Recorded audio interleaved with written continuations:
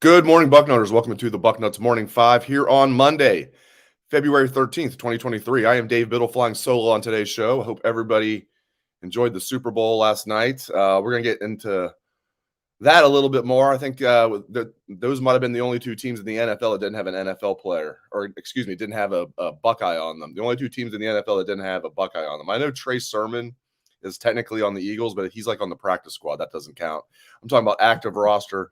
I think those might be the only two teams in the NFL, the Eagles and the Chiefs, that don't have a Buckeye. But anyway, we'll get into the Super Bowl a little bit later. The crux of the show is going to be your expectations for the 2023 Ohio State football season. I'm never well, I shouldn't say never because Jay Book talked me into it last year. I'm never a national championship or bust guy until I was talked into it last year. And frankly, I mean, look how close they got, even though they lost to Michigan. That Georgia game, we all know, I mean, the Buckeyes, it felt like the better team did not win that night, even though Georgia, who knows if they would have played 10 times, it would have happened. But that one night, it seemed like Ohio State was the better team. And then I'm convinced, I'm sure you guys are too, that they would have beaten TCU. Ohio State would have. They would have won the national championship. They had the team last year. Do they have the team this year? What's your expectations? And beyond expectations, like what would make you happy? What would make you what would be a successful season next year? Does it have to be a national championship? So for me, no. I think, in 2023, I still have high expectations. It's Ohio State. They still have plenty of talent, even with a first-year quarterback. You're not talking about, you're not running out. I hate to throw his name out there, but you're not running out like Steve Belisari out there. Okay, you're not running out Joe Bosserman. These are good quarterbacks. Kyle McCord, Devin Brown, who are handpicked by Ryan Day, who recruits quarterbacks and evaluates them as well as anybody, and then coaches them up. So, yeah. So, all right. So we already have. Sue is saying Natty or the worst make the playoffs. So, and then we have Mike on YouTube saying beat Michigan. Period. Okay, so this is where some of you guys, I kind of come down on what some of you guys are saying right here. Another one, Bucknuts 88, beat Michigan, win the Big Ten, and get to the CFP. That's exactly what I was going to say. Okay, that's my expectation, and that would make it a successful season, and then see what happens from there. I'm not a national championship or bust guy in 2023, but I still have high expectations. Now, anything less than a Big Ten champion, than a win over Michigan, can't lose to them 3 straight years. You got to go to Ann Arbor. They're going to be good again. You got to beat Michigan. You got to win the Big Ten and get to the playoffs. And I think, if they win the Big Ten, they're going to get in the playoffs. And I guess unless you have 2 losses, but then it's going to be hard to be Big Ten champs, even with the win over Michigan, if you have 2 losses. I guess unless one of the losses is at Notre Dame. That's another thing. This is a tough schedule. At Notre Dame in the non-conference, the East is tough as always. Crossover game at Wisconsin. I think Minnesota's another crossover game. That's a tough schedule. I mean, the East is going to be tough. Michigan's going to be good again. Penn State's going to be good.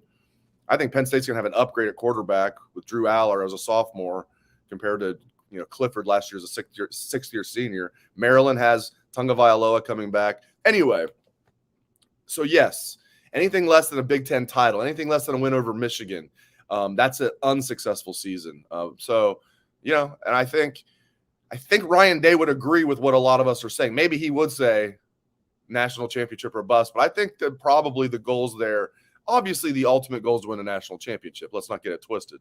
But I'm just, I wanted to kind of gauge what people were thinking. And, if I haven't seen your comment in the live, comment section so far, I apologize. I'm going to try and get to as many as I can. But and if you're not listening to the live version, watching the live version, give your comments in, whatever platform you are viewing the show in or listening to the show in. So I'd love to hear from all of you. What are your expectations as Buckeye fans this year? What's going to make this a successful season?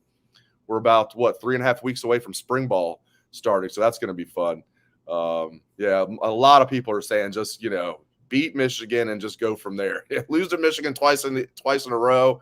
I don't think anybody was taking it for granted. I hope nobody was. I guarantee you all of us that lived through the 90s and, we're like completely invested in the program, not just lived through the 90s, but we're completely invested in Ohio State football in the 90s. I guarantee you none of us were taking it for granted. But if anybody was taking it for granted, the domination over Michigan, you ain't anymore. So, And that goes for, I think, for the players themselves too. I think especially in that 2021 game in Ann Arbor, I think they waltzed up there like they never beat us. We're going to roll our helmets out there. And they got it, twice in a row. They've gotten it handed to them. So we'll see. They got to beat Michigan. They got to win the Big Ten. And it's a tough schedule to navigate. But, again, Ohio State's going to have the most talent in the Big Ten. They have more talent than Notre Dame. So they'll probably be favored in every game, maybe other than Michigan. We'll see how that goes. That might be the one. Last year I was confident saying they were going to be favored in every game, and they were. They were they double-digit. Were they 10-point favorites over Michigan? I'm trying to remember now. I'm sure one of you can remember. It was right around there. I think if they weren't double-digit, I think it was 9 points, 9 or 8. I think that was the only one they weren't double-digit favorites all season, other than Georgia, obviously. So there you go. Okay, I'm going to get to this too. So there you go. Keep it coming in. I want to hear from everybody. What are your expectations? What's going to make you happy as Buckeye fans this year? What would make 2023 a successful season in your book? I want to hear from you. And then we'll talk more about it on Wednesday's show. All right. I don't get this. So Matt Miller from ESPN, he's the latest to put a mock draft out. And I looked at this and I thought maybe he forgot CJ Stroud was I'm scrolling down and I'm like, I think he forgot CJ Stroud. I think there's like an oversight. No, he just had CJ Stroud falling all the way to 9th to the Panthers. See, these are the things I wish we could bet on. Like, will CJ Stroud fall to 9th in the draft? No. Whatever the odds are, give him to me. I'll put a unit down on that. So he's got Bryce Young going number 1 overall. Okay, fine. Will Levis going number 2 to the Texans. I just don't get it at all. I know people are saying Will Levis he might be Josh Allen part 2. I don't buy it at all. Especially taking him over CJ Stroud. How'd it work out last time for NFL teams when they passed on an Ohio State quarterback everybody thought should go number 2 in the draft? Yeah, not working out well. It's not working out well for the Jets. Okay, it's not working out well for the 49ers. Now, we'll see about Trey Lance. That story has not been written yet. But people passed on Justin Fields at their own peril, and if teams want to pass on CJ Stroud, that'll be at their own peril as well. Now, I don't think it'll happen. I disagree with Matt Miller. But I will say he's not alone. And that is definitely the furthest I've seen anybody have Stroud falling. I haven't seen 9th. But he's not alone in having CJ Stroud being the 3rd quarterback off the board. There's a lot of Will Levis smoke. I'm sure he's a big, strong guy, athletic. I'm sure he's going to do well at the combine, throw the ball well. But we saw Will Levis at Penn State. He actually played well against Ohio State one time when he came in after Clifford got banged up. Went to Kentucky for a couple of years and did well, but come on, give me a break. He's not better than CJ Stroud. I watched Kentucky plenty. CJ Stroud is a markedly better quarterback than Will Levis, and CJ Stroud still just was in his 3rd year overall. He was a 3rd year sophomore. Levis a couple years older than him. So Stroud, my point is going to get he's not raw, but I still think he has room to improve. Just little things like what we saw in the Georgia game. It finally clicked. Oh. Yeah, I am a pretty good athlete. I can run and pick up some cheap yards. And not always cheap yards. He took some, that one long run he had at the end to almost put him in field goal range. That was just a tough run. So the point of the story, CJ Stroud in my book is going to go number 2, if he doesn't go number 1. I don't think that is completely off the table because Bryce Young is going to go to the combine and measure at 5'11". And people are going to look. Now, if Kyler Murray had worked out, it might be a different story. People are going to look at that and say, well, how'd it work out with Kyler Murray? How'd it work out with Baker Mayfield? It doesn't work out with a lot of short quarterbacks. There are exceptions to the rule. Drew Brees, I get it. There are others. But again, you're talking about the exception to the rule. Do you want the 6'3" kid in Stroud? Do you want the 5'11" kid in Bryce Young? I don't know. We'll see. But Will Levis, I'm not buying that hype at all. He needs to send Josh Allen a thank you card because that's what everybody says when they write about Will Levis. It's always like, he's got a lot of Josh Allen in him. It's like, okay, sure. You see a big guy like that. He's got to be the next Josh Allen. Okay, because there's been so many Josh Allens, right? Okay. Anyway. All right, yeah, the Super Bowl with no Buckeyes. Chiefs win 38-35. Again, I think these are the only 2 teams in the NFL that don't have any Buckeyes on them. Now, again, Trey Sermon technically on the Eagles roster, but practice squad, I think, are inactive. That doesn't count. Now, of course, we couldn't have a Super Bowl without a shaky call at the end, right? I think everybody if you don't have a dog in this fight, I think everybody has said, unless you're a Chiefs fan, I think you've said that should not have been called there. By the letter of the law, was it pass interference or defensive holding? Probably. I don't like it called there. I won't even bring up last year's Super Bowl because I'm too biased there, but I believe there was a call late in last year's Super Bowl. It was pretty shaky too. Oh, did I just bring it up? I mean, the NFL can knock it out of their own way. Like you just to call that in that situation again, it shouldn't matter the situation. I get it. If it's a call in the first quarter, it should be a call at the end of the fourth quarter. I get that. But is that a call at the beginning of the first quarter? I don't see that called very often in the NFL. DBs put their hands on guys and little grab. I mean, if you grab the jersey and pull it and really throw the guy off his route, you got to call it. Little hand stuff like that that happens all the time. Now, Bradbury did admit that he held him, so that gave the NFL like a get-out-of-jail-free card right there, as if they needed it. It doesn't even matter. They do shaky stuff all the time, and nothing happens because it's by far and away our most popular sport, as we all know. It is entertaining. There's no doubt about it, but, man, they've got to do something about the officiating because you have $1 billion industry, and the officials are part-time employees. $1 billion industry, and the officials are part-time employees. I think most of you know that. If you don't know, now you know. So, unbelievable. All right. Got to talk about this hoops team. The beats go on for Chris Holtmann and the Buckeyes. The beats go on. Not what we like to hear. Not what we like to hear. And they've literally reached a new low now, okay? At least for this century. All right. 41 points. The lowest point total for Ohio State in 27 years. Okay? 41 points yesterday to Michigan State. They lost 62-41 at home to Michigan State, and Ohio State was favored by 3 points. You heard that right. If you didn't know, they were somehow favored by 3 points. If you're into the legalized sports gambling here in Ohio and you saw that, you probably maybe took Michigan State on the money line, and you would have done well. Unfortunately for the Buckeyes, but fortunately for you. Also, I think the computers are broken at ESPN, the analytics. They do the basketball power index. I always do a story on this for the site. Every time I put the point spread out there and then what is the win probability? I always think that's a cool thing to look at. What are the analytics saying? Obviously, it's not gospel, but it's kind of cool to look at. Football, they do the football power index too. If you recall going into the Peach Bowl, it was like 53-47 Georgia, where everybody was thinking it was going to be, national pundits were thinking blowout, 70-30 Georgia, 80-20. The analytics were like 53-47 Georgia, almost a coin flip game, and look what happened. But this is so many games in a row now. Ohio State's had a win probability like in the 70s. Yesterday, according to the analytics, Ohio State had a win probability of 73% over Michigan State. I saw that, and I'm like, you got to be kidding me. Posted a story to the site early yesterday morning, and immediately people were like, this is unbelievable. Like, this is nonsense.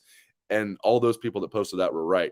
Whatever model they are using for this Ohio State team, it is broke. Like, this is like seriously like the 5th straight game where they've had like a win probability in the 70s. Even the game at Michigan last week, Ohio State had a win probability like of 71% in that game. Michigan was actually favored in the game, but the computers are broke. Anyway, no, and people that are giving Chris Holtmann excuses, I think you need to stop doing that right now. Maybe just say nothing would be my advice. It's usually if you have nothing nice to say nothing at all. Listen, if you're going to make excuses in year 6, maybe say nothing at all. Maybe sit this one out, take a few plays off. Okay, this is not year 3. You got to be patient. He's got to get his guys in here. What are you talking about? This is year 6, his recruits, his transfers, and it's the most embarrassing season that we've seen. 41 points yesterday, the lowest since 1996, like I said. Okay. This is also the longest losing streak this century for Ohio State, 6 games. But that doesn't even do it justice how bad this has been, saying it's a 6-game losing streak, because really it's 1-10 in your last 11 is the bad part. 6-game losing streak would be bad enough, but if they didn't go into that 6-game losing streak already playing terrible basketball, going 1-4 heading into the losing streak, still would have been terrible, but it wouldn't be as bad. 1-10. We have not seen this since the first year of the Jim O'Brien era. That was 1997-98. That's the last time that they had a losing streak this long. Okay. Then you can make excuses. Jim O'Brien took over a train wreck. He did have young Michael Redd, freshman Michael Redd, but didn't have Scooney yet. Scooney was sitting out as a transfer, brought Scooney with him from Boston College. And what did they do in year 2? They went to the Final Four. And yeah, it counts. I don't care what anybody says. Boban Savovich, it counts. So you can't. I just don't want to hear any excuses. It's year 6. Here's the thing, though. He's not going to get fired. Okay, and as we've talked about, if you've missed it, should he get fired? Yes, I think that he should. This is a fireable offense this year. This cannot happen at Ohio State. They're one of the worst teams in the country. They're 13th in the Big Ten, and the only team worse than them is Minnesota. Minnesota only has 1 win in the Big Ten. Guess who it's against? Ohio State. I mean, it's embarrassing. So the worst basketball we've seen at Ohio State in 25 years, by far, not even close. There's not even a close second. But there's 20 million reasons why Chris Holtmann won't be fired, as we talked about. Jay Book and I talked about on Friday's show. We talked about it a lot. I have no idea why Gene Smith gave Chris Holtmann a contract extension. He had 3 years left on his contract coming into this year. Until he got the extension. So they're not going to pay $20 million because that's what it would take.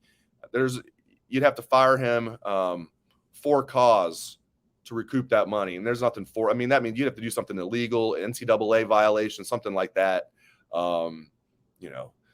Domestic abuse violations. I think something similar with like Chris Beard, even though charges were dropped, I think that might still be for cause. I don't know. Not a lawyer. Sure, that'd be debatable if charges were dropped. But my point is, Chris Holtmann's a good man, okay? He's not going to do anything stupid like that to get himself fired. Now, he's not a good basketball coach, apparently, but he's a good man. By all accounts, I've had some interaction with him, and from my interaction with him, seems like an A-class person. I know other people that know him much better than I do. I hear nothing but good things about him as a man. I think that's why a lot of people are making excuses for him. He's a good person. This is not JV high school basketball, though, where it's, hey, nice guy. Come on, it's JV high school basketball. This is Ohio State. He's making $4 million a year, okay? Feel sorry for somebody else. Make excuses for somebody else. Like, this is year 6. He's making $4 million a year. It's the last person in the world you should be feeling sorry for or make excuses for, okay? The product is what it is. It's horrible. And if Gene Smith is okay with it, gave him the dreaded vote of confidence, well, keep watching that. You think the attendance is bad now, which it is at the shot. Keep watching it go down and down and down and down and down. Now, if this continues next year, I think the boosters are probably going to have enough and they're going to find a way to buy him out. But I don't think it's going to be this year. I don't think they're going to pay him $20 million not to coach. It was tough for them to pay Thad Matta $9 million not to coach. So they fired him with $3 million left on his contract. Don't buy the stuff that Thad resigned. He was fired. He got all $9 million of his dollars, as he should. So they're stuck with Holtmann for now. So there you go. And again, pass it along. No more excuses. Just sit this one out if you're going to make excuses for Chris Holtmann, because I don't want to hear it. I don't think anybody does. All right. Appreciate you guys. Got a little fired up there at the end. But hey, it's the worst Ohio State basketball team we've seen by far in at least 25 years. So hopefully it's a one-year blip. Doesn't feel that way, though, does it? Again, it's not like he's had like six. The only really successful season he had in my book was the first year. Everything else has been mediocre. The first year, finished second in the Big Ten, won again and almost won, came within an eyelash of beating Michigan State for the Big Ten regular season championship. Keita Bates-Diop, Jayshawn Tate, they overachieved. Fun year. And won a game in the NCAA tournament, had a good game in the second round, played, I believe it was Gonzaga they played in the second round. They were like heavy underdogs, but stayed right with them. And then since then, it's been just mediocrity. And then this year, it's just completely gone off the rails. So there you go. But they're stuck with them. 20 million reasons why. All right. 20 million reasons why I love you guys. I really appreciate you guys making the Bucknuts Morning 5 a part of your routine. I know you guys have tons of choices out there. Friends of mine do Buckeye podcasts. I almost said they do Bucknuts podcasts. I guess friends of mine do Bucknuts podcasts too, like Dan Rubin and Patrick Murphy.